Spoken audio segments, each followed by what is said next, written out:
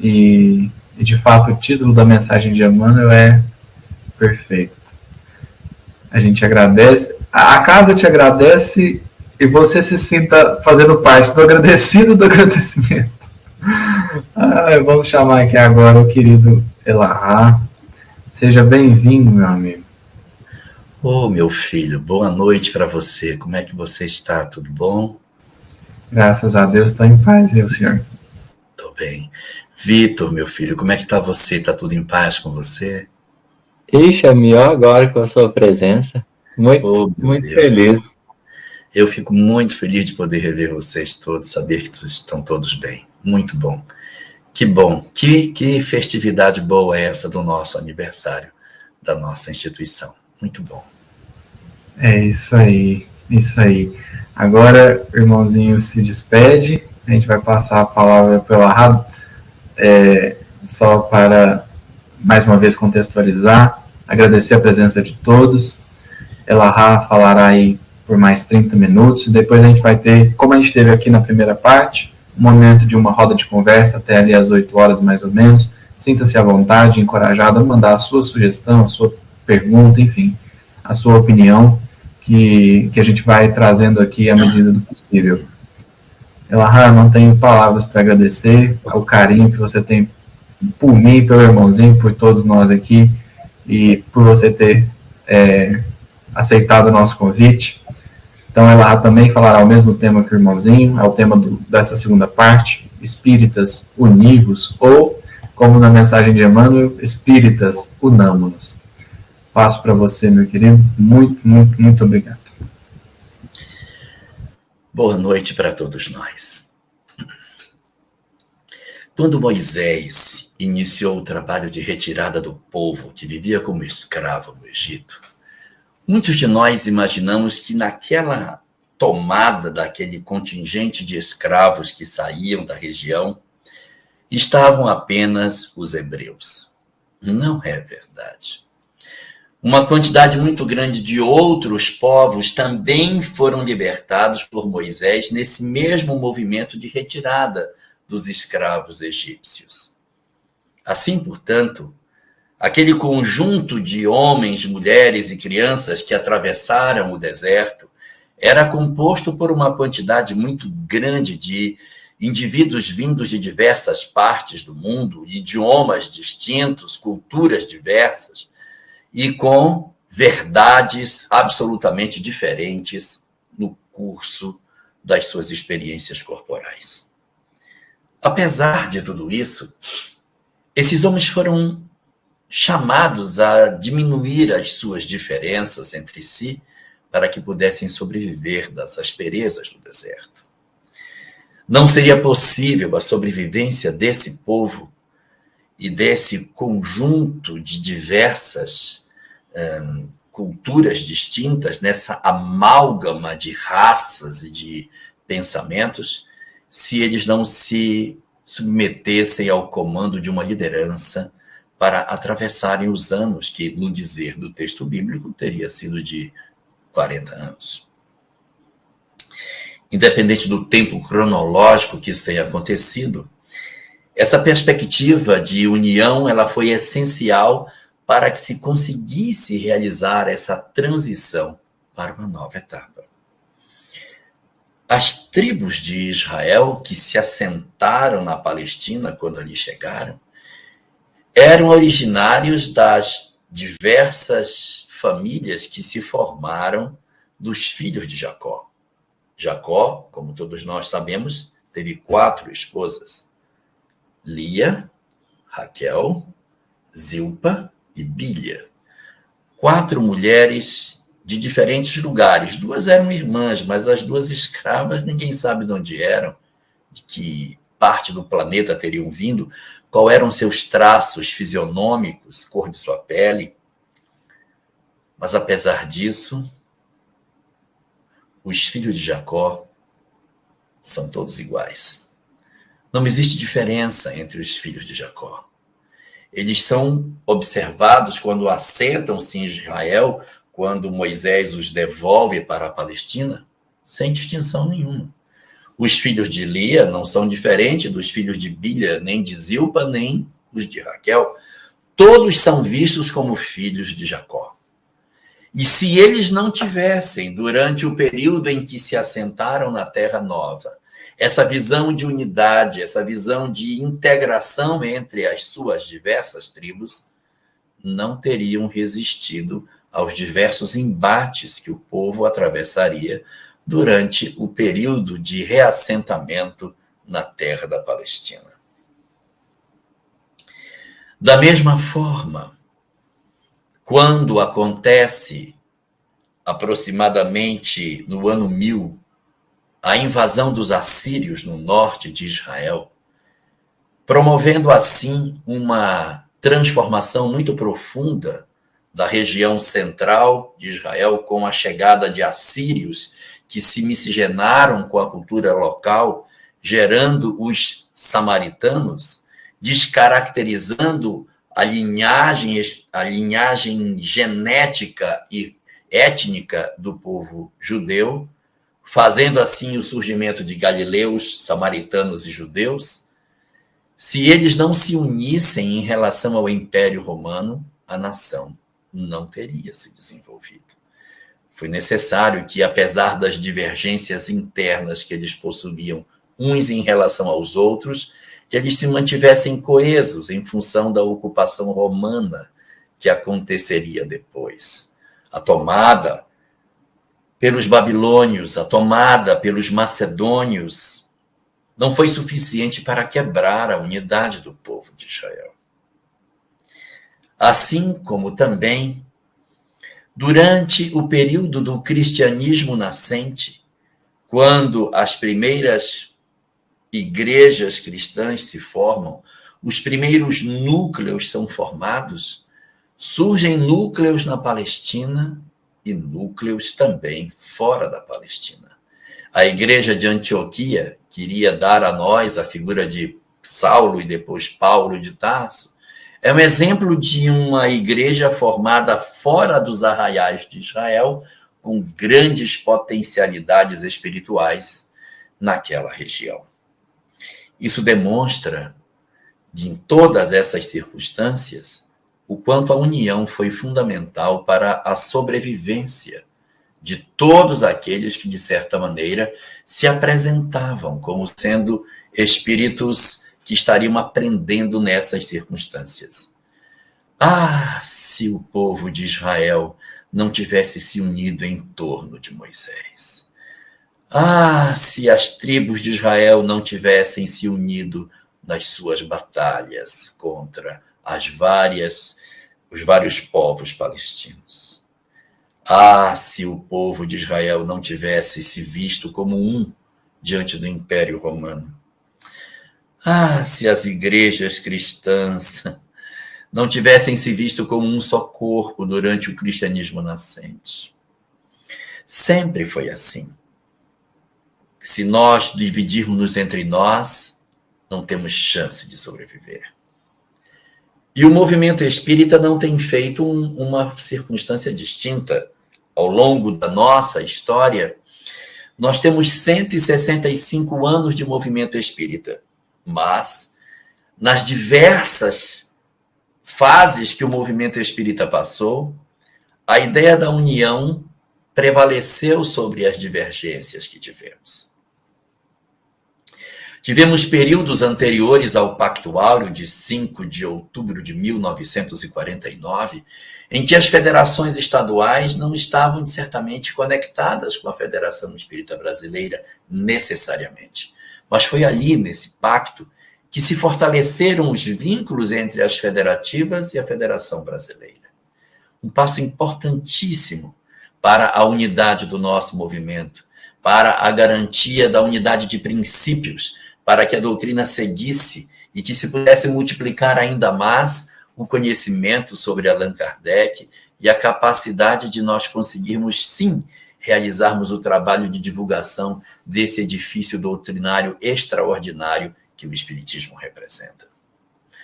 Olhando para a história multimilenar dos povos, nós temos a certeza de que só a união é que faz com que nós consigamos atravessar os períodos difíceis que a humanidade possa atravessar. É por isso que é tão importante que nós lembremos de todas essas coisas, para que no nosso momento presente nós não venhamos a encontrar nenhum tipo de instrumento que possa provocar uma cisão, um afastamento, um distanciamento entre as pessoas que constituem o movimento espírita, tanto mais quando as causas dessas divergências são causas externas ao próprio conteúdo que o espiritismo possui. Seria até entendível que discussões com relação a determinados princípios doutrinários pudesse até justificar divisões, se no passado os judeus divergissem, mas não aconteceu. Se de repente as tribos de Israel contestassem as verdades, mas não aconteceu. Se a igreja cristã primitiva se dividisse nos seus princípios, mas a gente sabe que desde o primeiro concílio de Jerusalém se procurou dirimir essas divergências para que tudo ficasse coeso. E o movimento espírita sempre garantiu a unidade de seus princípios. Porém, nota-se com estranheza nos últimos tempos um movimento externo ao espiritismo, tentando arrombar as portas do movimento para se implantar de maneira infeliz dentro dos espaços doutrinários que o espiritismo possui. Estou falando da intolerância política infiltrada nos ambientes religiosos. Nós, que sempre fomos caracterizados por ser participantes de uma doutrina que possui uma fé raciocinada e que temos como eleição um único líder, que é Jesus, parecemos estar, em algum momento, esquecidos dessas verdades estabelecidas no cerne da doutrina espírita. Hoje, não se discute as questões referentes aos princípios da doutrina espírita. Não está em discussão o conteúdo doutrinário, os debates sobre a necessidade ou não de se fazer mudanças no corpo de Kardec não está em discussão. Mas o que, lamentavelmente, se tem visto de maneira muito frequente é o nosso movimento espírita querendo realizar um processo de distanciamento por opções político-partidárias que não pertencem ao corpo doutrinário do espiritismo. Qualquer um de nós que subisse nos degraus da história para olhar para trás, veria de maneira muito clara que todas as vezes que o poder religioso se aliançou a poderes políticos, fracassou. Nós não podemos contaminar a mensagem da doutrina espírita com as tintas infelizes daquilo que passa, com o poder temporal dos homens, com a eleição de determinadas pessoas para serem as balizas de referência para o nosso movimento espírita. O movimento espírita não tem outra liderança senão Jesus. Não tem. O próprio Allan Kardec é o codificador da doutrina espírita, mas o mestre não é exatamente ele. O mestre Jesus, a referência que nos foi dada como modelo e guia é Jesus e nenhuma outra, mas o que nos faz perceber que não compete ao movimento espírita a adoção de predileções político-partidárias, uma vez que nós temos que garantir a isenção das nossas posturas para que nós consigamos ser leais aos princípios que nós esposamos. O próprio Kardec nos alertou na Revista Espírita sobre a necessidade de nós nos afastarmos dos assuntos irritantes e coloca política partidária como sendo uma dessas questões das quais o movimento espírita não deveria se aproximar. É lógico que o espiritismo, enquanto doutrina, ele tem seu posicionamento político, tem, porque ele é contra a escravidão, ele é a favor dos direitos, de igualdade de direitos entre o homem e a mulher, ele tem a visão dele sobre o que seja a guerra, o que seja a relação das pessoas com o meio ambiente. Isso é uma visão política, mas não é política partidária. É uma visão da política enquanto ciência. E, nesse sentido, evidentemente, ele tem que ser, porque não há como se falar sobre moral, se falar sobre opções de condutas, sem nós tocarmos, evidentemente, na forma de viver. E a forma de viver vai necessariamente passar por políticas. Mas nunca mesmo, nós poderemos eleger pessoas para levantar ou defendendo ou atacando pessoas de dentro das tribunas, dos espaços de fala que o Espiritismo possui. Não compete à doutrina espírita esse tipo de movimentação. Não compete ao movimento espírita nenhuma articulação nesse sentido. Os espíritas podem até se organizar, mas o movimento espírita, nunca. O nosso movimento precisa manter a sua neutralidade nas questões partidárias. E por que digo isso? Porque o movimento espírita ele não se aconselha com movimentos partidários para definir a sua posição. O movimento espírita ele não para e pergunta para os movimentos partidários: o que você acha disso? Eu gostei da tua opinião, vou defender. Não, o movimento espírita já sabe sua posição sobre o aborto, e já sabe sua posição sobre a pena de morte, já sabe a sua posição sobre drogadição, e já sabe sua posição sobre a violência, tem a sua visão muito clara sobre a importância de família, e tem, ao mesmo tempo, a sua visão muito nítida de como deve ser a relação de igualdade entre as criaturas. Nós, portanto, não temos uma predileção por um lado em particular, porque o Espiritismo tem posições que, ora, parece estar dentro de uma posição, de um flanco, e outra horas parece estar no outro flanco. Mas ele não está caminhando nem no flanco de um lado, nem do flanco do outro, porque seus pés andam pela trilha que o Espiritismo tem como referência. Em suma, o Espiritismo não se aconselha com movimentos políticos para definir sua posição. Nós temos a posição doutrinária espírita pré-traçada nas obras doutrinárias, e não são os movimentos temporais, não são as contingências humanas que vão delinear para nós como o Espiritismo, como o movimento espírita deve pensar. As obras doutrinárias já trazem. E se você pegar as obras doutrinárias, você vai ver que ela não caminha o tempo todo de um lado. Ela pisa aqui e pisa lá. Porque ela busca a coerência das coisas. E, às vezes, quando a gente se apaixona por uma leitura de mundo, a gente pode abraçar certos conceitos que vão colidir com a doutrina espírita. Não é nosso papel como espíritas nos dividirmos por predileções partidárias em um momento em que o país precisa tanto de paz. No momento em que nós, como espíritas, precisamos nos manifestar, sim, nas redes sociais, a favor da harmonia, da paz, da fraternidade, do encontro entre as criaturas, para que nós sejamos verdadeiramente irmãos. Não compete ao movimento espírita termos esse tipo de postura.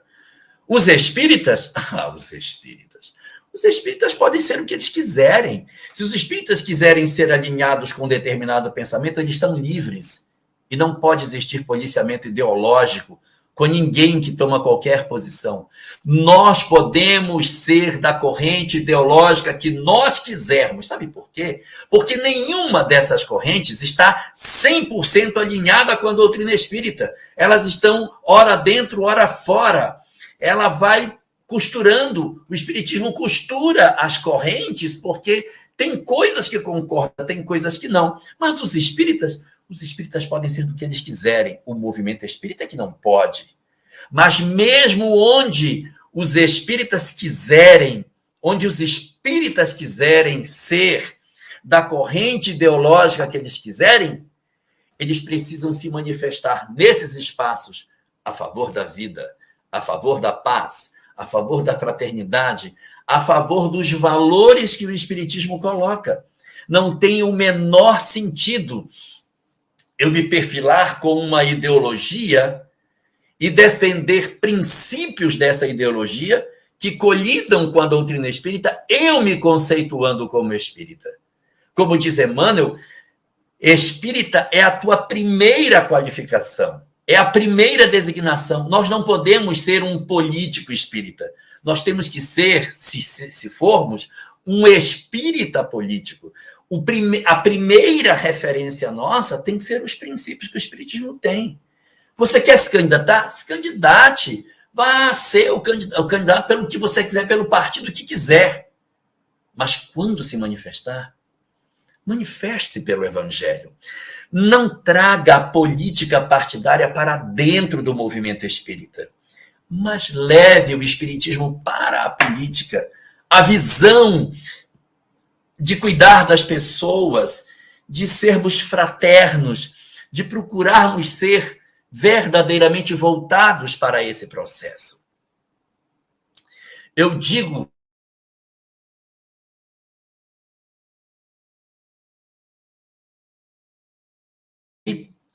o item 17. Procurem no Evangelho segundo o Espiritismo, o item 17 do capítulo 3º do Evangelho. Lá está dito exatamente assim, que no mundo de regeneração, que é para onde nós vamos, tem que ter três características que a humanidade tem que ter. 3. Característica número 1, fé ardente. Um desejo de reconhecer Deus e viver próximo de Deus, de conhecer a sua lei, de viver em plenitude a sua lei. E não querer viver ao arrepio de Deus, distante de Deus, negando sua lei, desrespeitando religiões, atacando a fé alheia. Mas o desejo de viver Deus e sua lei. Aproximar-se, a valorização da fé, a valorização dos aspectos que dizem respeito ao nosso mundo interior. Segunda característica. Uma lídima construção de uma sociedade com justiça social. Uma sociedade onde não exista desigualdades, onde se procure que ninguém passe necessidades, aonde se perceba que a humanidade procura diminuir as distâncias, onde ninguém precise morrer de fome, onde se construa uma sociedade onde exista o respeito pelo que é mais frágil, de cuidar do que é mais frágil, onde aquele que pode mais, cuida do que pode menos. E não uma sociedade que explora, que suga, que destrói, que constrói degraus sociais. Vocês estão vendo como pisa de um lado e pisa do outro? Vocês estão vendo como isso não é de um lado só? É fé, mas é ao mesmo tempo uma sociedade harmônica. É a busca do sentido da religião e da conexão com o divino e com o sagrado, mas de maneira prática, a construção de uma sociedade fraterna. E como terceira característica, pode ver lá, está lá no item 17 do capítulo 3º, eu não estou inventando. É essa construção de uma sociedade onde exista uma menor distância entre as classes sociais, onde se busque a harmonia, mas se tenha fé, se tenha verdadeiro sentimento de conhecer a Deus e viver a sua doutrina. E como terceiro elemento, a luta para vencer as imperfeições morais. A luta para vencer os meus arroubos, as minhas paixões envilecentes, as paixões que eu tenho, o meu orgulho, o meu egoísmo, a minha inveja, está lá colocado, ele coloca 4 imperfeições, o ódio, as paixões, a inveja e o orgulho, 4 coisas que a gente precisa vencer. Para vencer isso, Eu preciso ter disciplina. Eu preciso estar voltado para vencer o meu eu interior. Eu preciso ter uma conexão com o divino. Eu preciso estar buscando algo de transformador para que eu consiga construir essa sociedade. Por isso que não faz sentido nós querermos nos abraçar com uma ideologia como se ela representasse a doutrina espírita como um todo. Não! O espiritismo não é nem de esquerda e nem é de direita. O espiritismo é de cima, pelo amor de Deus. Ele anda pelos caminhos que o homem tem encontrado nas suas ideologias, ora concordando com um lado, ora concordando com o outro. Por isso não faz nenhum sentido nós querermos representar o pensamento espírita em nenhuma dessas ideologias que pertencem a flancos distintos. O espiritismo representa a consolidação do amadurecimento da lei de Deus. Então, a sociedade que a gente tem para construir é a sociedade forjada em cima da fé, que é o amor a Deus. A sociedade com menos distâncias sociais, que é o amor ao próximo. E a vitória sobre as nossas imperfeições, que é o amor a nós mesmos. É amar a Deus, amar ao próximo e amar a nós mesmos, que é a velha lição repetida de diversos ângulos distintos, mas é sempre a mesma. Não faz o menor sentido nós nos dividirmos por um assunto que é alheio a nós. Isso é alheio à doutrina espírita. Nem para atacar e nem para defender. Defendamos, se quisermos, o amor. Defendamos a doutrina espírita. Se os outros se alinham, bom para eles. Mas nunca levantaremos a nossa voz para atacar pessoas. Que sentido existe em construirmos uma sociedade do bem atacando o mal? Querendo destruir o mal, isso é infantilidade.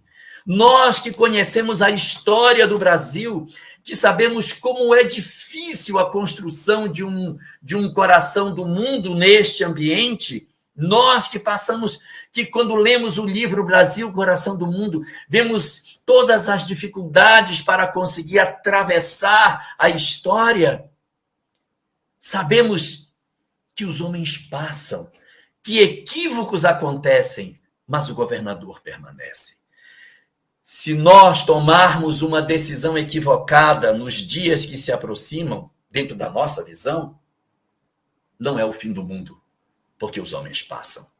A história passa. A escravidão em terras brasileiras durou 3 séculos, mas ela passou. Quem viveu 100 anos teve a sensação de que ela não acabou. Quem tivesse tido a chance de viver 200 anos, sentiria que, de repente, nada mudou. Foi preciso 3 séculos para que a humanidade entendesse os equívocos que cometia e nós começássemos a reorganizar a nossa própria sociedade. As sociedades caminham devagar e as preferências dos homens precisam ser respeitadas, porque elas indicam o grau de amadurecimento que a nossa sociedade possui. Então, não nos cabe o desespero, o ódio, o pânico, ir para as redes sociais, atacar as pessoas. Não faz sentido. E muito menos ainda dentro da casa espírita. Nós nos dividirmos, nós nos apartarmos porque a gente acha que somos pertencentes a grupos imissíveis, como se o espiritismo passasse a ser secundário nas nossas vidas. Como se as ideologias político-partidárias tivessem assumido a liderança do nosso psiquismo e o espiritismo fosse um anexo. Nós estamos nos enxergando muito mais pelas nossas predileções do ponto de vista político-partidário do que pela mensagem que nós acreditamos. Afinal, não acreditamos na mesma mensagem? Não somos pertencentes à mesma ideologia? A minha bateria está acabando, eu vou só colocar aqui. Não pertencemos à mesma ideia? Não somos nós partícipes da mesma doutrina que nos anima? Que sentido tem nós nos considerarmos como se nós fôssemos diferentes? a partir do momento em que as nossas vidas não são definidas em termos de conduta por aquilo que as lideranças humanas colocam, quando nós temos um líder que governa há 4,5 bilhões de anos, eu vou seguir um líder que não tem esse tempo de governo? Nós temos uma liderança estabelecida. Ele é o nosso líder, Jesus. E qual é o meu código de conduta? O Espiritismo, que não faz predileção de políticas, não faz predileção de lados partidários. E para só terminar o que eu tenho para dizer, eu queria relembrar aqui a última frase, o último trecho da conclusão de O Livro dos Espíritos. Lá diz assim: jamais os bons espíritos foram os instigadores do mal. Os bons espíritos nunca instigaram o mal. Mas se tem alguém instigando o mal na Terra, e isso tem, não são os bons espíritos. Então, quem instiga o mal não são os bons. Se você instiga o mal, ou é instigado pelo mal, então você não está sendo estimulado pelos bons.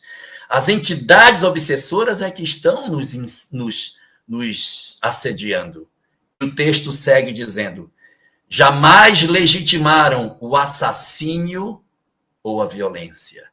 Então, os bons espíritos não legitimam assassínio nem violência, nem o assassínio na forma do aborto, nem o assassínio na forma da pena de morte, nem a violência das redes sociais, os ataques, os cancelamentos, e todas as manifestações odiosas que as redes sociais possuem.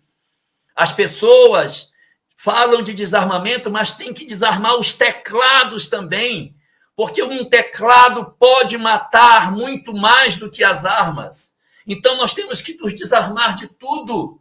Não são só as armas físicas, mas os teclados, quando a gente publica coisas contra pessoas, ataca pessoas, também são formas de violência. Jamais legitimaram o assassínio e a violência.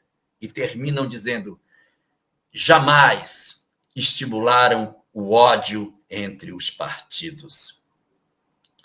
Se existe ódio entre os partidos hoje, não é inspirado pelos bons espíritos. Se não é inspirado pelos bons espíritos, quem está inspirando? São os inspiradores do mal. Quem está nas redes sociais atacando pessoas, criticando pessoas, não está a serviço do bem. Pode até achar que está, mas o bem não se serve do ódio para divulgar as suas ideias. Ninguém pode defender o amor provocando ódio. Ninguém pode defender uma ideia de uma sociedade melhor querendo desconstruir o bem. Não ataquemos as pessoas. Não ofendamos a quem quer que seja. Não nos compete isso, nós temos que levar a mensagem da imortalidade, do amor ao próximo. É esse o nosso propósito. Essa é a sociedade que nós temos para construir, e não a sociedade que se divide.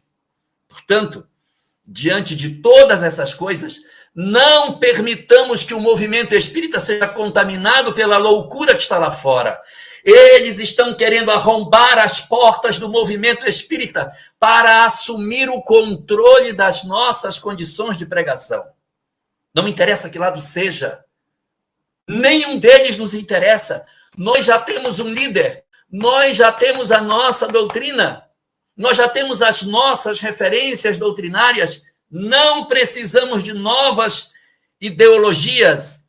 O Espiritismo nos basta. Portanto, dentro de todas essas coisas, nós precisamos diminuir essas tensões, nos articularmos de maneira efetiva como verdadeiros cumpridores do pensamento do Cristo, atendendo ao apelo de Emmanuel e lembrando: espíritas, unamo-nos. E esse unamo-nos passa pela questão partidária política também.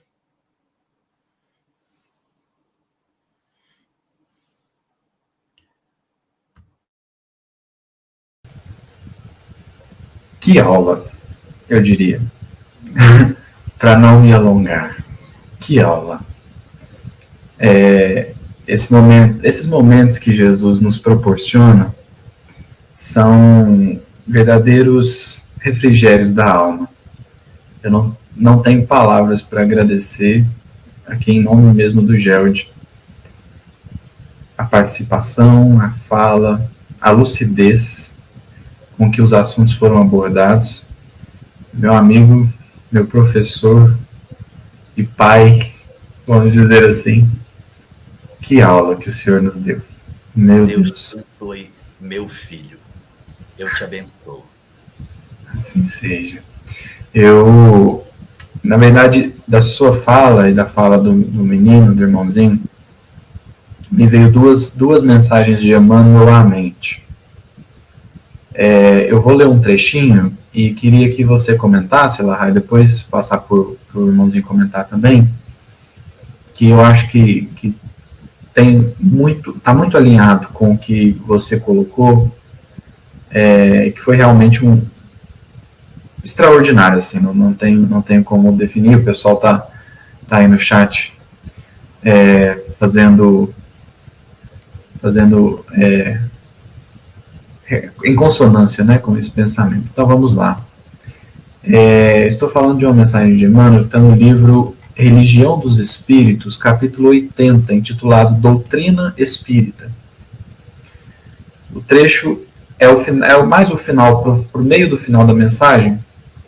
Emmanuel diz assim: porque a doutrina espírita é em si a liberalidade e o entendimento, há quem julgue seja ela obrigada a misturar-se com todas as aventuras marginais e com todos os exotismos, sob pena de fugir aos impositivos da fraternidade que veicula. Dignifica, assim, a doutrina que te consola e liberta, vigiando-lhe a pureza e a simplicidade, para que não colabore sem perceber nos vícios da ignorância e nos crimes do pensamento. Espírita deve ser o teu caráter, ainda mesmo te sintas em reajuste depois da queda. Espírita deve ser a tua conduta, ainda mesmo que estejas em duras experiências. Espírita deve ser o nome de teu nome, ainda mesmo respires em aflitivos combates contigo mesmo. Espírita deve ser o claro adjetivo de tua instituição, ainda mesmo que, por isso, te faltem as passageiras subvenções e honrarias terrestres. Doutrina espírita quer dizer doutrina do Cristo. E a doutrina do Cristo é a doutrina do aperfeiçoamento moral em todos os mundos. Guarda-a, pois, na existência, como sendo a tua responsabilidade mais alta, porque dia virá em que serás naturalmente convidado a prestar-lhe contas. Essa mensagem como um todo, para mim, ela é fantástica. Assim, eu queria destacar uma frase, assim, aqui eu li assim mais, né, em torno de contexto, mesmo para contexto, mas tem uma frase dele que me chama bastante atenção, que é: espírita deve ser o nome de teu nome. Poxa, mas não vale, porque essa era a que eu ia escolher. Eu quero que você comente ela. Mas realmente essa é a questão, porque é aquela coisa, eu quero me dedicar a uma atividade política num partido? Claro que pode. Mas antes de ser um vereador, um deputado, senador, sei lá o que quer que seja, você antes disso é espírita. Então, você tem que ter como primeiro norte das suas ações isso, depois as outras coisas, porque o nome do teu nome tem que ser espírita. E aí que entra a nossa compreensão de que, a despeito de todas as questões, a visão sobre o espiritismo deve ser a primeira entre todas elas. E assim, aproveitando isso ainda até um pouquinho dessa discussão, mas passando por ela, você vê que os cristãos primitivos viveram num período de profunda opressão política. O Império Romano mandava o povo para ser comido nas arenas. E nem por isso eles deixaram e abandonaram as suas ações de socorro para ficar fazendo nenhum tipo de manifestação contra a autoridade política. Se os nossos políticos assim querem fazer, eles respondem pelas suas questões. A nós compete fazer o quê? A nossa parte. E nós vamos fazer a parte que nos compete, porque se o cristianismo tivesse saído do seu eixo para fazer outra atividade, talvez ele não tivesse sobrevivido. Então, é importante que a gente tenha essa leitura para não parecer que nós precisamos que as autoridades que constituem a base daquilo que seja a nossa governança, que eles sejam alinhados com o bem. Eu não preciso deles. O povo é muito maior do que seus governantes. E não são os governantes que determinam a conduta de um povo. Só se esse povo tem esses governantes como líder. Mas se a minha liderança é Jesus, que me importa o que eles são? Que me importa o que eles têm? E aqui falaria, a resposta dada, se não me engano, é de João de Antioquia, o homem que vai pregar dentro da catacumba quando Lívia é presa, que os soldados chegam e cercam todos, e aí ele diz, calma, se o Cristo dá para os romanos essa maravilha que é Roma, o que não dará para nós que o servimos a vida inteira? E aí as pessoas se acalmam e são levadas. Porque ele não é minha referência. Ninguém, nenhuma autoridade é minha referência. Eu não tenho referências humanas. As minhas referências são transcendentes. Então eu não posso fazer a eleição de uma referência política por alguém que está encarnado, porque esse é um poder temporal, isso é um poder que passa. As minhas referências são de um governador que rege há 4,5 bilhões de anos. Essa é a minha referência. Extraordinário. Antes de passar para o irmãozinho, só avisar, irmãozinhos, nós sabemos do seu compromisso, às 8 horas, tá? Então, às vezes, porque aqui tem algumas perguntas no chat que precisaram ser apresentadas, às vezes o senhor fica à vontade para sair quando precisar.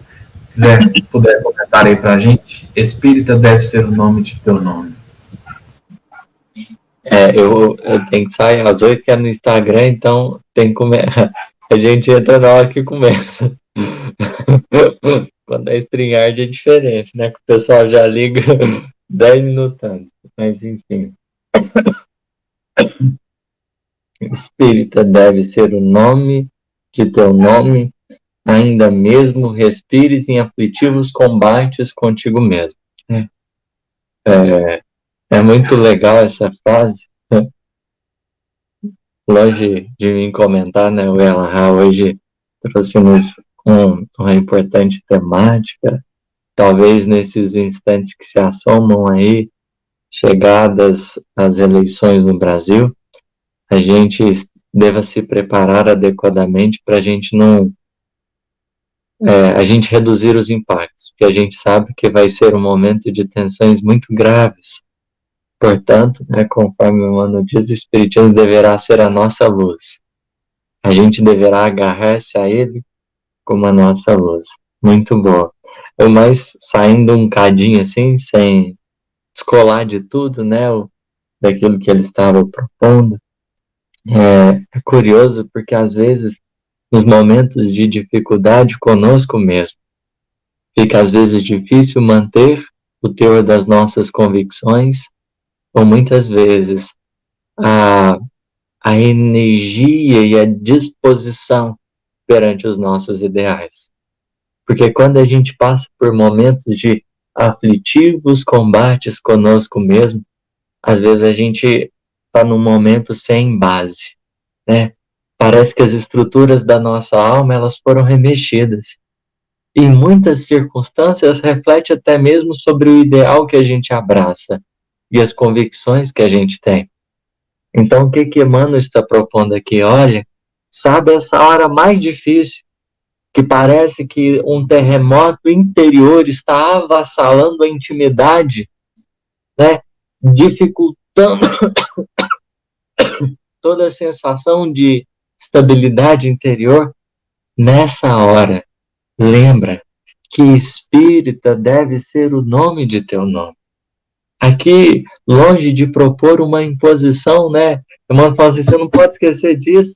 Ele está dizendo, olha, não é para você se impor isso, é para você lembrar disso. E tem uma diferença, porque o Espiritismo deverá ser a bênção igualmente para as questões mais profundas do nosso coração, para as horas mais decisivas da nossa alma. Será talvez o instante mais grave que ele servirá aos nossos corações, porque é justamente quando a tormenta, quando as dificuldades se explodem em nosso mundo interior, que a verdade se faz mais bela, o amor se faz mais puro, porque é na hora que a gente está mais precisando, é que a gente vai abrir a alma em meio a esses rasgos que a gente está vivendo, que a gente vai permitir que a verdade nos conforte, que a verdade nos abrace e nos ilumine, e pela qual nós estamos aqui todos reunidos, que esse ser espírita represente, pois, como que a métrica adequada para o caminho, para as lutas e para os desafios, mas principalmente para guiar o cuidado conosco mesmo. Meus amigos, né? Que a doutrina espírita nos oferta esse banquete de luz, nos convida a uma compreensão mais alta da vida, né? E o espírita deve ser o nome de teu nome. Não é um espírito de seita aqui, mas antes nos lembrando a doutrina que abraçamos, né?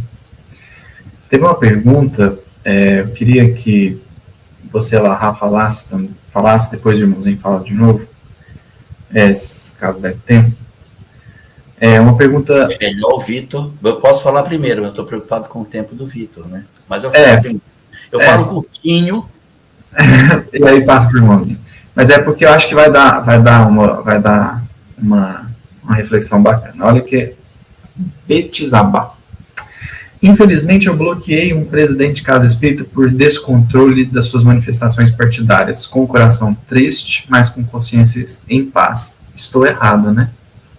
E aí? Não necessariamente.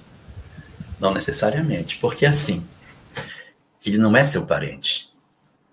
Ele é o presidente da casa espírita. Se fosse sua mãe, eu diria, errou. Fosse seu pai, seu irmão, seu marido, eu diria, não faça assim. A gente não deve, em laços familiares, que Deus não errou. Se deu na condição de laço familiar, porque tem alguma coisa mais importante. Então a gente evita. Mas o presidente da casa não é meu parente. Bloqueá-lo não é obrigatoriamente um erro. Eu primeiro preciso pensar. Eu bloqueei porque me fazia mal o que ele escrevia?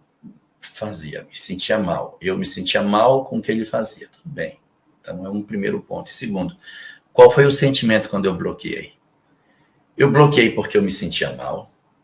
Eu bloqueei assim, vá pro diabo você e suas colocações em pá, bloqueei. Se eu fiz assim, eu errei. Porque eu fiz motivado pela raiva.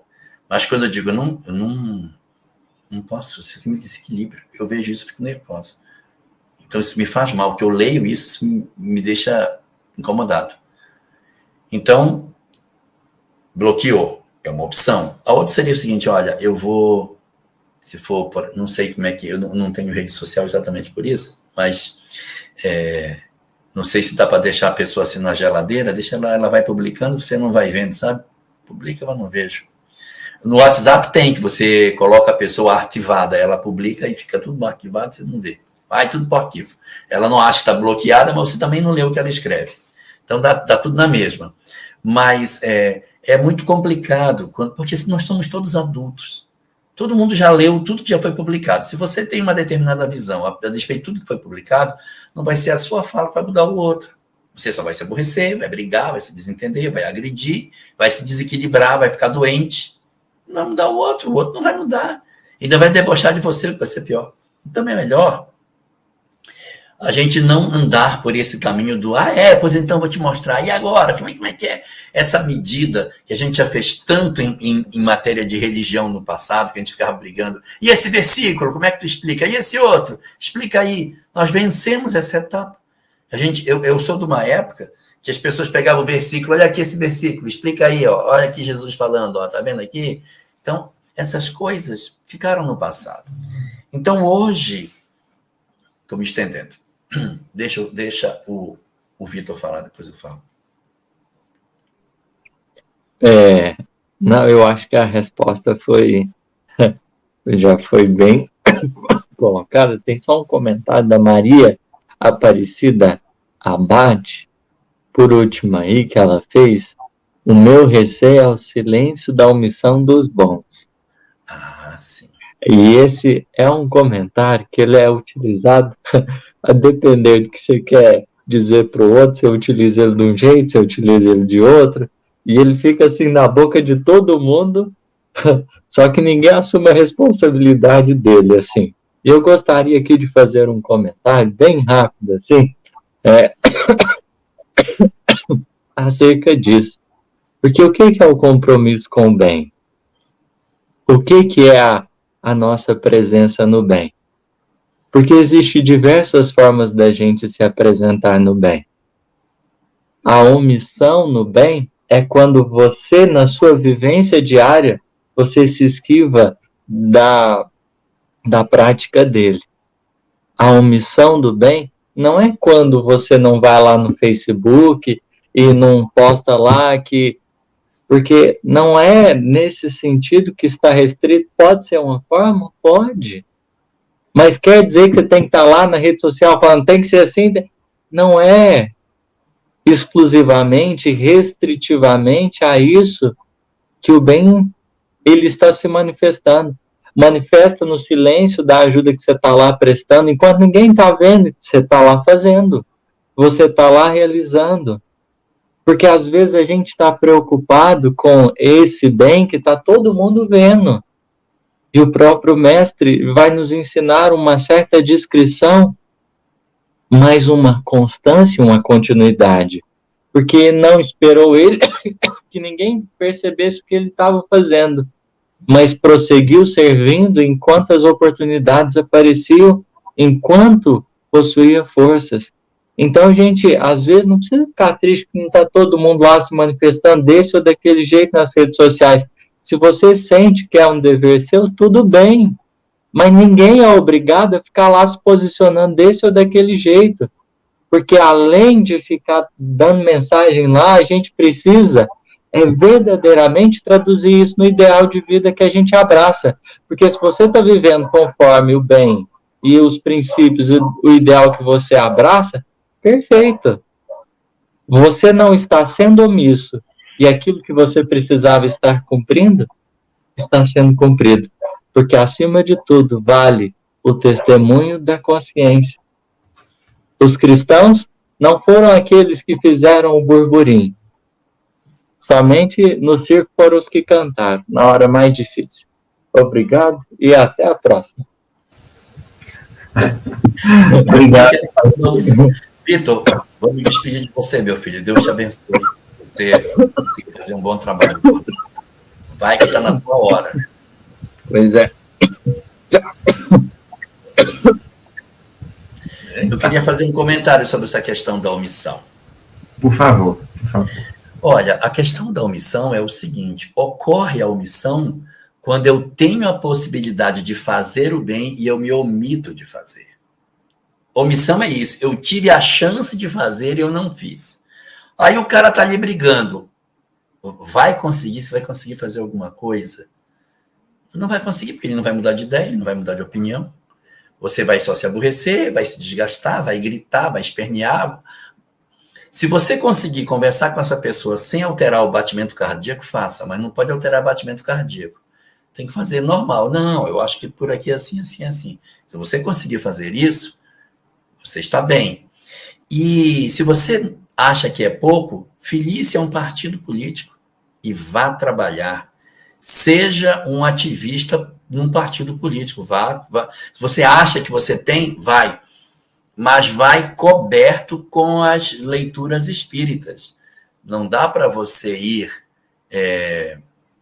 de repente, para um ambiente desse tipo com a leitura de mundo que o mundo tem. Não dá para ter. A gente tem que ir com uma leitura que seja muito mais próxima do pensamento daquilo que o Espiritismo apresenta. Não faz sentido você trabalhar dessa forma.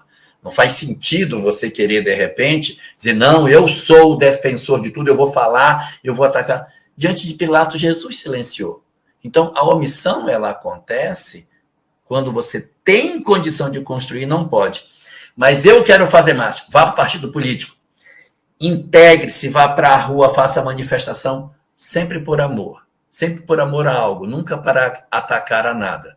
Agora, a casa espírita, a gente preserva desse tipo de coisa. A gente não leva para a casa espírita, nem para o nosso ambiente de trabalho, essas nossas questões, porque não é lá o palco ideal para se fazer isso. Então, a gente tem que ter essa prudência.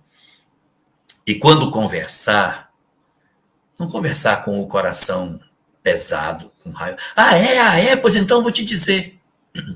A gente precisa se desintoxicar, porque nossa sociedade está doente. E se você quer saber se você está doente, pense qual é a pessoa que você defenda e coloque 5 defeitos que ela tem. Se ela não tiver 5 defeitos, você está doente também, porque você está achando que a pessoa não tem defeito. Então não dá. E se você conseguir achar os 5 defeitos, você vai falar agora as 5 virtudes do cara que você não gosta, para saber se você não está doente mesmo, porque ele não pode ter só defeito. Se ele tiver só defeito, ele é perfeitamente errado. E como ninguém é perfeito, ninguém pode ser perfeitamente errado, senão ele é perfeito. Como ele é imperfeito, até no erro ele tem que ser imperfeito. Ele tem que acertar e tem que errar. Então, essa é uma medida para saber se nós estamos doentes ou não. Porque se a gente não conseguir achar defeito na ideologia, que não é o espiritismo, que a gente defenda, e não encontrar virtude, a gente tem que ficar esperto. E longe de mim, rogar praga para os outros. Não quero nunca rogar praga para ninguém. Mas a lei de causa e efeito diz que quando você odeia muito uma pessoa, você renasce na família dela. Então, cuidado para não odiar muito os outros, porque se você odiar, você pode correr o risco de renascer bem pertinho da pessoa que você tanto tem raiva. Então, cuidado com a raiva, porque assim como o amor vincula, o ódio também agrilhoa os espíritos. E eu não quero o mal de ninguém. Adorei. A sua fala sobre a omissão é muito pertinente. Certa vez eu estava refletindo sobre isso. Um amigo uma vez me disse assim, eu coloquei aqui escrito para não esquecer. Ele diz assim: a tarefa do bem não é fazer barulho como os maus, mas o dever de servir sempre mais e melhor a todos e a todo tempo. Isso porque é preciso muita coragem para manter-se no bem num círculo, num contexto de pessoas e situações que se acostuma a fazer o mal ou se acostuma a fugir da lei. É preciso ter força para manter-se no bem, e é a essa força que o Espiritismo nos convida e nos alimenta. A força de permanecermos no bem, mesmo quando tudo à nossa volta desmorona e tende ao mal. A gente está quase no final da nossa live.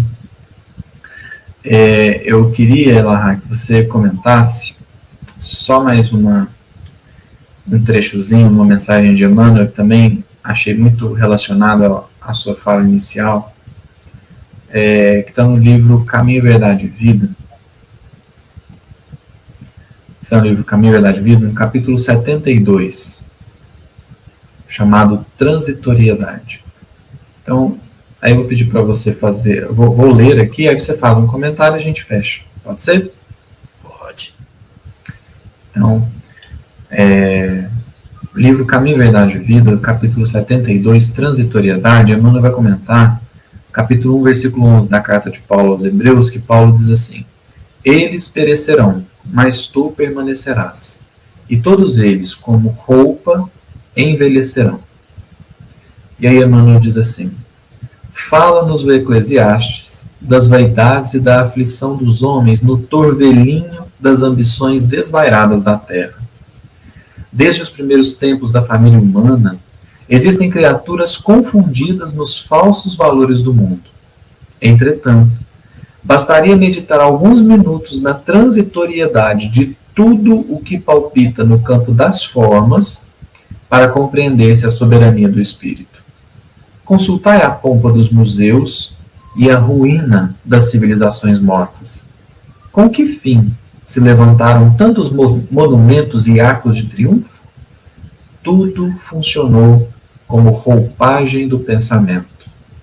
A ideia evoluiu, enriqueceu-se o espírito e os envoltórios antigos permanecem à distância.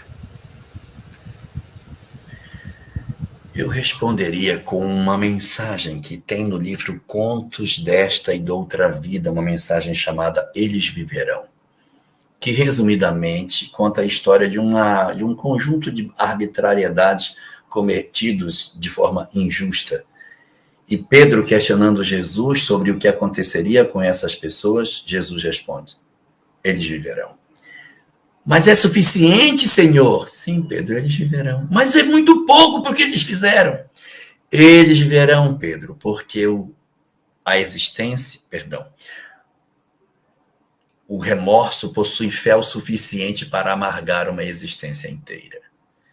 Então, a gente se revolta diante de determinadas coisas e a resposta é: eles viverão.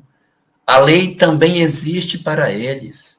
E eles também encontrarão as consequências de seus atos. Não faz o menor sentido nos odiarmos as pessoas pelos equívocos que elas cometem, porque essas pessoas não estão acima da lei divina. Eles viverão e nós também viveremos. Se nós os odiarmos, viveremos pertinho deles, mas eles encontrarão a consequência do que fazem.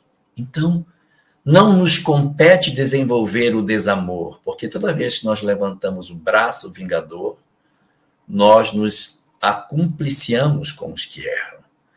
Então, a proposta que a gente encontra da parte da doutrina espírita é que nós façamos o que fomos chamados a fazer: divulgar o bem, falar do bem, construir o bem, ajudar no bem. Se eu acho que eu posso dar uma contribuição política, vá para o partido político. Lá você atua. Atue ardentemente. Entregue-se se for preciso. Eu preciso sair daqui do movimento e ir para o partido. Vá. Mas vá com o perfume do evangelho nas suas ações. Eu vou porque eu vou transformar. Vá porque o evangelho não tem fronteiras. Então vá dedicar-se, mas vá com as virtudes do evangelho.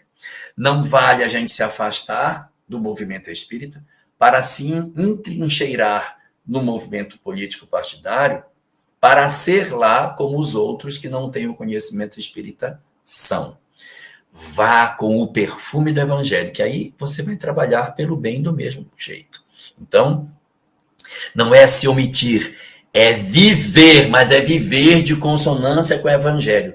Se eu tiver que pisar num terreno que vai ferir os princípios do evangelho, esse eu não vou pisar, isso eu não vou fazer. Não porque eu tenho limites para fazer. Eu lutarei pelas causas sociais que eu acho que são importantes, mas dentro da regra doutrinária que eu possuo. Então, essa é a leitura que a gente precisa fazer para que a gente possa aproveitar as circunstâncias que a vida nos oferece. Se não for por essa vida, por essa via, não vale a pena, então. Perfeito, meu amigo. Nesse momento, nós somos mais de 400 pessoas na live. Eu aproveito para a gente encaminhar aqui para o fim, que a gente saia daqui conscientes de que, como foi colocado num comentário, às vezes há mais força no silêncio do que na discussão, porque o silêncio muitas vezes nos chama à resistência. E a discussão é entregar-se a um instinto e a um ímpeto. alimentado por séculos, porque a gente é acostumado a isso. Séculos e séculos, Emmanuel vai dizer na mensagem. Somos milênios de trevas contra a luz nascente. Mas que nós aqui possamos semear a semente do bem, a semente do amor, a semente da fraternidade, mas sobretudo a semente da união, porque nós não somos chamados a destruir. Com Jesus, nós somos chamados a construir e reconstruir, a perdoar e reconciliar. Portanto, que a gente possa, ainda mais nesse ano, que vai ser difícil, já está sendo e vai ser ainda mais, que todos nós possamos levar essas sementes do Evangelho, percebendo que, às vezes, precisaremos sim do silêncio como forma de resistência, não como quem vai se omitir, mas como quem vai esperar a hora certa de falar. Reconhecendo que talvez na reação a gente tenha impulsos menos felizes, mas depois com a reflexão, com a meditação e o amadurecimento, a gente possa dar um posicionamento melhor e mais de acordo com o Evangelho. Eu sinceramente não tenho como agradecer a oportunidade de ter presenciado essa live, de estar aqui como aprendiz que sou. E para encerrar, Elahá, queria pedir para você fazer suas considerações finais e uma prece para a gente. Você poderia? Posso sim. Nas minhas considerações finais, eu quero só destacar a questão do nosso tema central, que é a união dos espíritas. Que a gente às vezes está falando disso e está um pouquinho distante daquilo que, de certa maneira, é o eixo central da nossa discussão de hoje. O movimento espírita enfrentou diversas discussões do cerne doutrinário ao longo da sua existência. Pensamentos de escritores que traziam propostas de interpretação que poderiam ter rachado o espiritismo. Não racharam. Então, questões que eram internas não promoveram uma trinca no movimento. Discussões de lideranças espíritas, de encaminhamento, de como que o movimento espírita deveria se encaminhar, também foram bastante ardentes, mas também passaram, e o movimento espírita não teve nenhum tipo de rachadura por conta disso.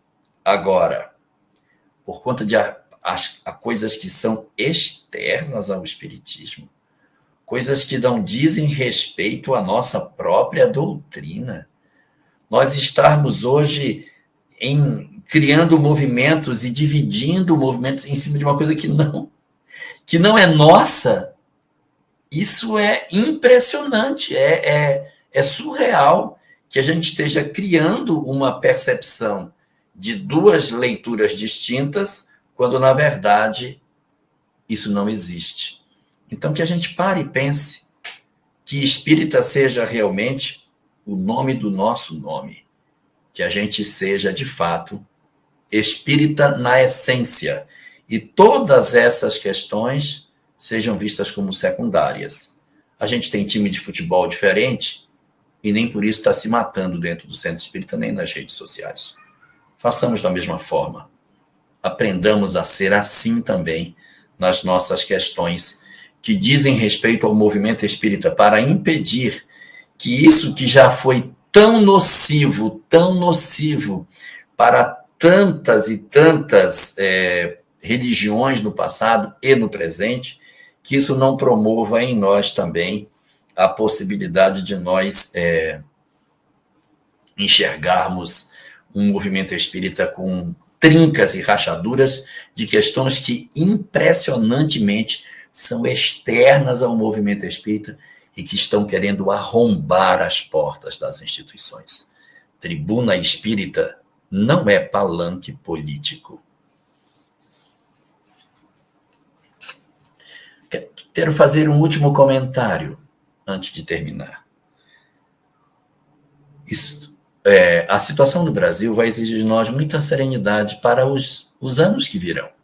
Independente do que aconteça no Brasil este ano, independente do que aconteça, nós ainda teremos turbulências nos anos que virão. Independente do que aconteça. E precisamos nos manter firmes no ponto que a gente tem que ficar. Semeando amor e paz e não a discussão e a cisânia entre as pessoas. A discussão não vai terminar agora. Vamos orar? Senhor Jesus, nosso querido mestre, modelo e guia, na noite que tu nos concedes para que os nossos corações te busquem, a fim de sentir a graça da tua presença, a iluminar os nossos corações, nós te pedimos pelo planeta que tu governas, Senhor, que tu estendas as tuas mãos misericordiosas sobre a humanidade que padece e que soluça o distanciamento de suas vidas em relação aos desígnios de nosso Pai. Sabemos do teu acendrado amor e das tuas incontáveis tentativas de despertar a criatura humana para a compreensão da vida imortal.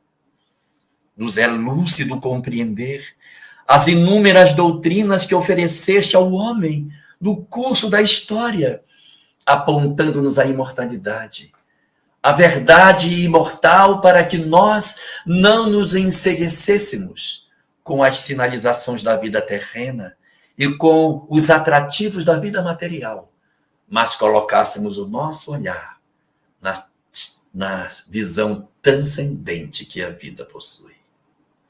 Ainda assim, Senhor, a humanidade que está sob o teu comando ainda se sente profundamente vinculada aos atrativos terrenos.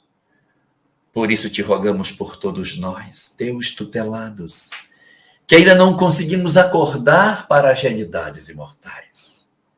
A Terra, depois de tanto investimento de tua parte, ainda se mantém materialista e infeliz, cega e egoísta, marcada pela tirania, pela violência, pelo desamor, dominada pelo orgulho e pelo egoísmo que nos impede de sentirmos a felicidade legítima.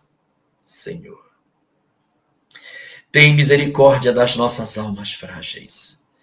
Tem misericórdia dos nossos corações endurecidos, que a despeito de todos os teus esforços, ainda nos mantemos na retaguarda, ainda nos encastelamos na violência e no desamor, na tentativa de assim defendermos os ideais do bem. Ajuda-nos a desarmarmos intimamente, a baixarmos todas as armas que possuímos e a nos entregarmos de maneira resoluta ao propósito de construir na terra o reino de paz que nós tanto desejamos, mas que não conseguimos viver. Desce assim sobre nós a lucidez que ainda nos falta para agirmos entre os homens como tu desejas que somos. Retira das nossas mãos, dos nossos lábios e das nossas mentes toda palavra, todo pensamento e todo ato de violência. Infunde no fundo dos nossos corações o propósito superior de entendermos a excelsitude da mensagem espírita e nos convoca para que unamos os nossos esforços para que quando tu chegues, encontres a obra concluída. Não deixa que nós nos unamos no propósito de que tu encontres até a obra não concluída, Senhor, mas a obra destruída pelos nossos interesses materiais. Não permite que as nossas almas ofereçam as suas inteligências para a desconstrução do bem.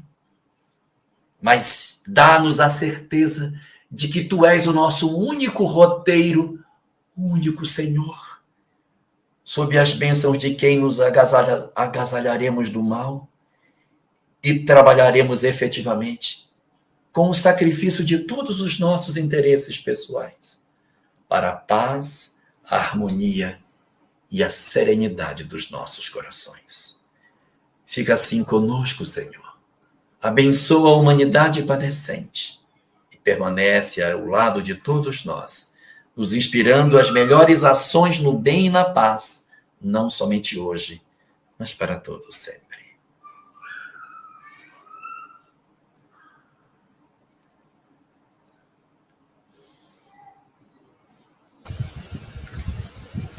É isso.